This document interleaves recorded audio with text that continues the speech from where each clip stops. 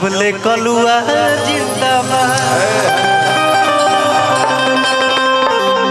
कि जो मेरी रूह को चैन दे प्यार दे वो खुशी बन गए हो तुम, जिंदगी बन गए हो तुम, जिंदगी बन गए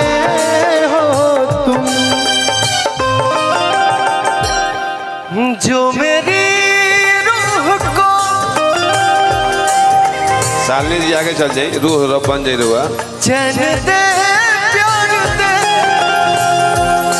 वो खुशी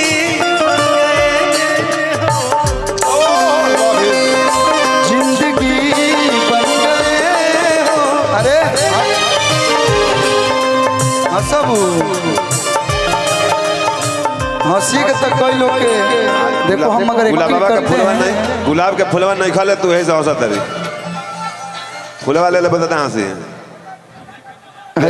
ले ला अपना ए निशा आओ है बाबू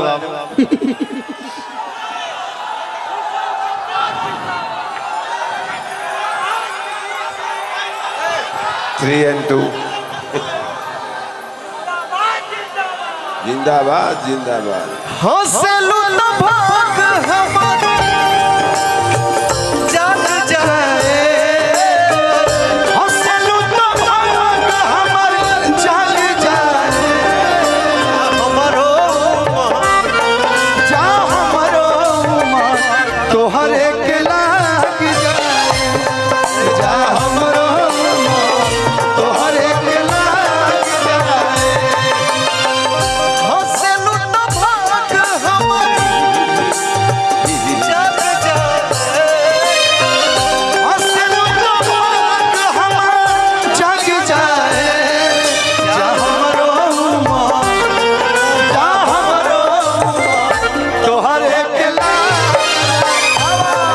जा हमारो तोहरो के लाग जाए।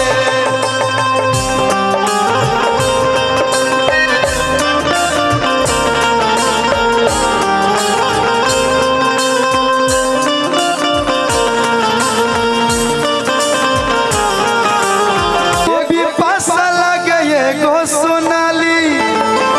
आई हो दादा हमारा तो बबुआ के तू को साली ये गोगोर दिया ये गोरिया काली काली काली अरे भैया हम कोना में डाली भैया हम कोना में डाली भैया कमती में कि छोटी में कोना में डाली जी एक लाइन भैया मैं गाता हूँ। आप ही का ट्यून है सीधी हाँ।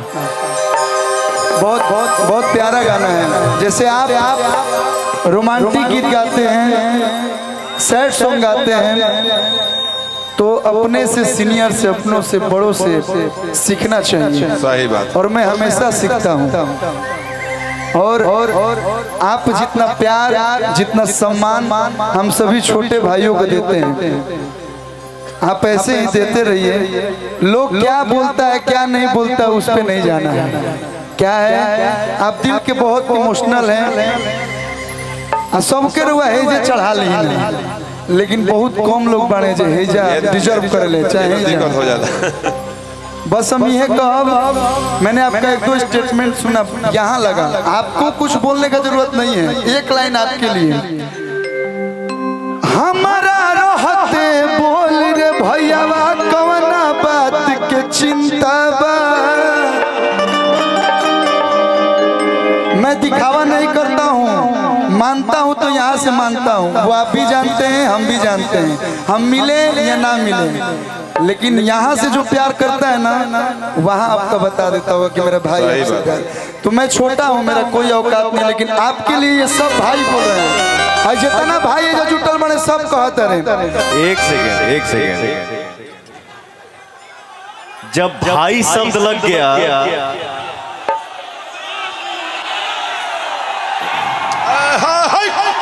जब भाई शब्द आ गया तो वहां बेटा औकात की बात ही नहीं करनी चाहिए। भाई से बड़ा प्यार, भाई से बड़ा दोस्त कोई हो ही नहीं सकता। वाह वाह।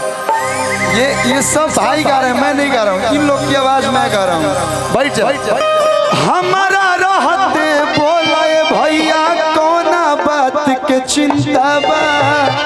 ये सुधीर भैया गा रहे हैं, रमेश भैया, सब लोग। कि तहरा के हाथ लगा दी जब ले बघावा जिंदाबाद।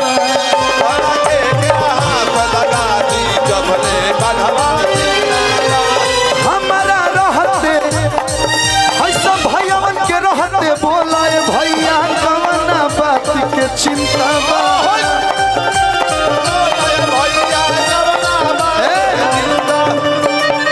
ये एक दो परिवार किसी के साथ रहते तो लोग ऐसे चलेला।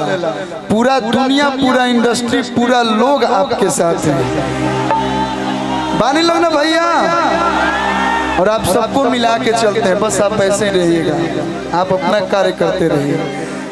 कि तहरा के हाथ लगा दी जब ले बघावा